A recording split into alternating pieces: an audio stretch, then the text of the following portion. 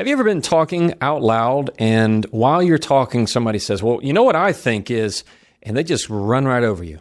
What's the first thing you think? You go, oh, okay, I guess I'll stop talking. Now, all of a sudden, they are controlling the floor. Now they're dominating the conversation, and you really don't have another window, and you feel defeated. What do you do when somebody is talking over you? Well, there's a wrong way to go about it and a right way to go about it, and I'm going to teach you both.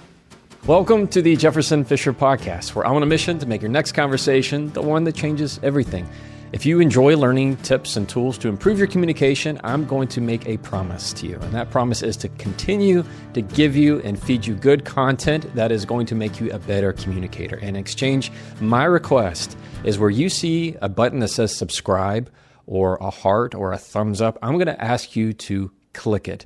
I am going to make you a better communicator. That's my promise. And whenever you click and subscribe, it tells the platform that this is good content. I would be very grateful if you do that. This podcast is brought to you by Cozy Earth. I am in Texas, Southeast Texas to be exact, and it is like a hot swamp down here. It is scorching hot. You go outside and you have sunglasses on, glasses on, they instantly fog up. That's the kind of level that we're at right now. If there's one thing I don't like, it's to sleep in a hot bed. You get sweaty and it's the worst. If you use sheets, they're on my bed right now, from Cozy Earth, that does not happen. Go to cozyearth.com/Jefferson. Use the code Jefferson for 40% off. That's cozyearth.com/Jefferson. Use the code Jefferson for 40% off. They not only have bed sheets, they have towels, they have really comfortable clothes. You need to give them a try. Now, if you listen to the rest of this podcast, you are going to learn exactly how to stop it when somebody tries to dominate the conversation. You ready? The wrong way to go about this is when you start to yell and start to try and get more attention to you. Somebody starts interrupting you, and the first thing you say is, oh, excuse me, am I interrupting you? Or, oh, is the end of my sentence interrupt the beginning of yours? That kind of trying to be cute language, that never works. Let me tell you why it doesn't work. Because it makes you look desperate. So whenever somebody is dominating the conversation and interrupts you, the worst thing you can try and do is trying to take it back from them. When you try to out-attention them, that never works. It always puts you in the weaker position. Why? Because it looks like you're grasping for control. That is the wrong way to go about it. Instead, this is what I want you to do when somebody tries to dominate the conversation and talk over you. You ready? Number one, I want you to continue talking exactly as you were. Keep the same volume, keep the same tempo, keep the same pace. Keep talking just like you were.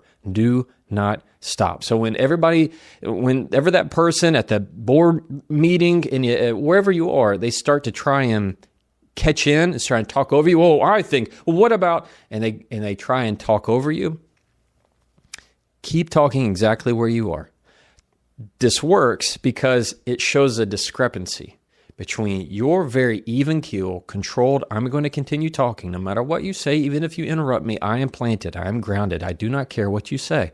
Whenever you keep that same plane and they are just, barking way up here, trying to get your attention, trying to get everybody else's attention, it shows that discrepancy of you being very controlled and them trying to grasp for control. They're trying to get that attention from everybody else while you are the one staying calm and controlled. So, number one is continue to talk. Don't stop talking. All right. Number two, what I want you to do is resist the temptation to raise your voice. We always want to try and out-talk the other person. Whenever somebody starts raising their voice, it's very natural. It's very easy for us because we're trying to kind of jump over them. We're trying to, it's like playing checkers. You want to kind of jump over them. You want to get on top of the conversation. You want to dominate it in some way. Anytime you do that, all it does is escalate them to talk even more. That's how shouting matches happen. Like if you watch the news and you see the talking heads on the news and the people that are just fighting, just arguing to argue, or if you watch like sports commentary, maybe on ESPN or something, and you hear people taking two different positions and somebody's interrupting the other and somebody's interrupting the other and they just start kind of yelling back and forth. Who's listening? Nobody. What do? You change the channel. Nobody's learning anything. Nobody can get anything from that because it's just a power grab for attention. So you're going to resist that. All right, you're going to resist that by continuing to keep your volume exactly as it is. Why? Again, it shows that discrepancy. That's what you want. Number 3, we're just swinging right at it today. We're going straight for the throat. Anytime that person is trying to dominate the conversation or interrupt or continue talking, and you don't feel like you have a window. Let's say we're at a board meeting and they're just continuing to talk and you don't feel like you have a window into it. Here's the key. Use their name. People love to hear their name. There's no sweeter sound than the sound of their own name. So if they're talking and they're droning on and they've kind of taken away the conversation and gone on with their own voice and with their own subject, and they think what they're saying is the most important thing, I want you to use their name. Use their name. So let's say it's me. I'm the big bad guy right now. And I just taken over the conversation. You're talking to me, and I go, well, you know what I think is you ought to go, you know what you should do, and I just start going on away in my own views, opinions, and I'm talking to an audience of one. If you need to get my attention, what I want you to say is, Jefferson, that'll pop in my head quick. Jefferson, it's not raising your voice. You're not saying it angry. You're not saying it too tender, almost too hesitant. You're going to say it strong. You're going to say it clear. Jefferson, if I keep talking, say it again. Jefferson, even if you need to raise the volume a little bit, it's going to get my attention. It's going to get the other person's attention. They are going to stop because they hear their name. That's the window. You've now created the window into that conversation where I want you to use the phrase talk over. Say something like, it's not helpful when you talk over me. Or I feel like you're talking over me. Or I can't hear you when you talk over me. I say the very similar thing when somebody's interrupting you, which in this case is very related. I can't hear you when you talk over me. This episode is also brought to you by Element. Element makes hydrating easy, simple, and clean. If you're like me, you're always on the go. Especially when I'm traveling, I need to do better about hydrating, especially in and out of airports. But it's not all that fun sometimes to just drink a bottle of water. So I use a little packet of Element. I've been using it for several months now, and I really like it. My favorite flavor is lemonade salt. I pour it right in. It's like lemon lime. It's tangy, it's sweet, and it always gets the job done. I like it because there's no added dyes, there's no added sugars, just good, clean electrolytes. Element is for people on a mission, whether you're a parent, an athlete, a business leader. And for all of my listeners, you get a free sample pack for every order that you get. So a free sample pack with every order. You can go to drinklmnt.com/Jefferson and try it risk-free. That's drinklmnt/Jefferson and try it risk-free. Anytime you're using that phrase talk over, it's cluing them into exactly what they're doing. Sometimes people don't understand what they're doing. They don't realize what they're doing. Maybe it's not on purpose. But that's beside the point. The fact is they're doing it. So you have to take action. You can't just be quiet and let them continue to talk and you feel less. Then you feel more dismissed. That kind of behavior is something that you need to catch immediately. You can't let it keep going on. Why? Because you're otherwise establishing a pattern of how they can treat you, how they can talk to you.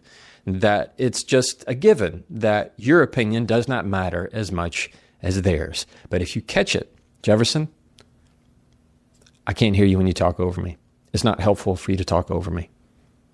Jefferson, are you interested in my thoughts or do you want to talk over me? It depends how direct you need to be. You're the one who knows the personality of the person that you're dealing with. But that is exactly how I want you to handle when somebody is talking over you. I had something very similar. When I was a young associate at a law firm, there was another associate of mine, and she had great ideas, but she never felt like she could really share them in the meetings that we'd have. And we'd have other associate meetings. There'd be about 8 to 10 of us.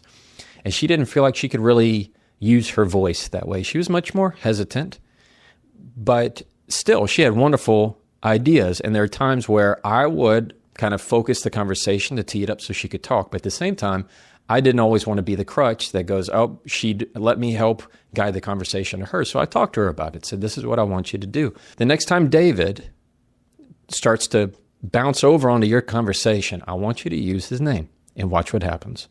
Sure enough, while she's given an idea of what she thinks we should try and do for the upcoming year, David immediately kind of goes on the attack.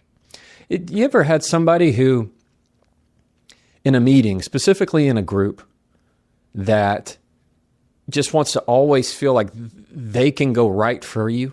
They can go right for you every time. That for some reason you're their scapegoat. For some reason you're the outlet for them. That they, as soon as you start talking, boom, there they go. Something about it triggers you, triggers them. It was the same way in this relationship. And so she started talking. Boom, David goes in. And first thing she did was continue to talk exactly how she was. What did it do? It didn't make her look weak. It made him look weak because it looked like he was trying to get in the conversation and she was totally ignoring it. Who we listened to? We started listening to her, not him, because it showed everybody in the room what he was doing was not acceptable as a group, as a community. He was now making himself kind of as the outsider. What she did next, as he continues to talk, is she used his name. She used his name and he snapped to attention. David, you're talking over me. That's all she said. You know what he did? Immediately apologized. Why? Because he's looking around and seeing everybody kind of agrees. Nobody was fighting. Nobody was sticking up for him. He's like, oh, you know what? I'm sorry. Go ahead. Never again did he do that. So I want you to really think about this. The next time that somebody is trying to dominate a conversation, somebody's trying to speak over you, number one, what I want you to do is to continue to talk. 2, resist the temptation to raise your voice to out-talk them, because that's a weaker position, ultimately. 3, what I want to make sure that you do is realize the power of somebody's name. So if they keep on talking, use their name. It is going to snap their attention. It's going to make them stop because they need to hear what comes after their name, why you're using the sweet sound of their name. That's your window to be able to communicate exactly what's happening into action. All right? Sound good? I love this kind of stuff. It's awesome. Quick, to the point. You can do it. I know that you can. Thank you so much for listening to the Jefferson Fisher podcast. If you like episodes like this where you get to improve your communication, I'm going to ask you to please like, follow, or share this podcast wherever you like to listen to podcasts. And if you didn't know, every week I have a newsletter where I give a communication tip once a week right to your inbox, just for me and you. And I love answering those emails. And if you want to continue to improve your communication skills, I have an online membership called the School of Communication, where you're going to be welcome with open arms to continue on your communication journey. All right. As always, you can try that and follow me.